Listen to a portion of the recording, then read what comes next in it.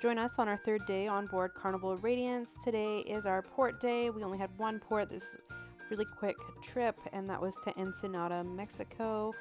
We booked a private tour, and I'm going to link it below in case you want to book it. I highly recommend it. I feel like the tour guide really made our experience, and if we were in a non-private tour, it just wouldn't have been the same.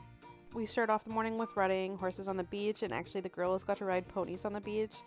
This is the first time they've ever done that. They're terrified of these kind of things, but thankfully Mexican culture, because they were all basically like scared and not crying but whining a lot. I feel like Canadians and Americans would have just been like, okay, nope, not happening, but they like forced them to do it, which is good for them.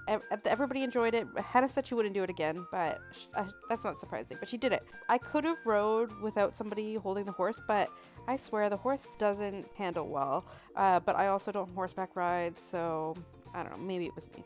I don't think it was. So the horseback riding was the only thing that was pre-planned. It was like an add-on to the excursion.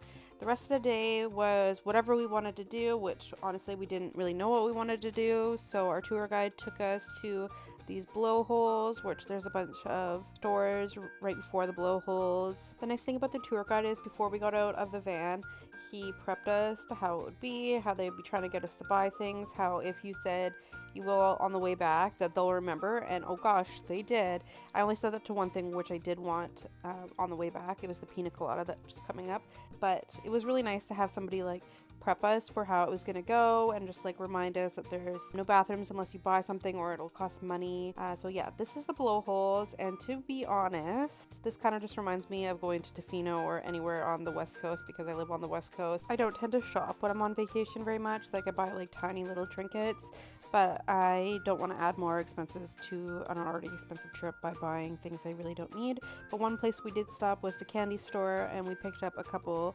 authentic Mexican candies. And then we stopped for a pina colada on the way back, and yes, the guy that I said I would come back to was waiting for me basically outside. If I wanted to, I would not have been able to get away, I don't think. And then we headed back to town for tacos. It was about a 45-minute drive from town to the blowholes. And then we had tacos at one of the local places. I had the tour guide help me pick out what we should order. We had rice milk, I can't remember what it's called, and then we had Coke. Apparently they reused the glass bottles. I had a beef taco, and then I think the other one was a steak taco. They were both really good.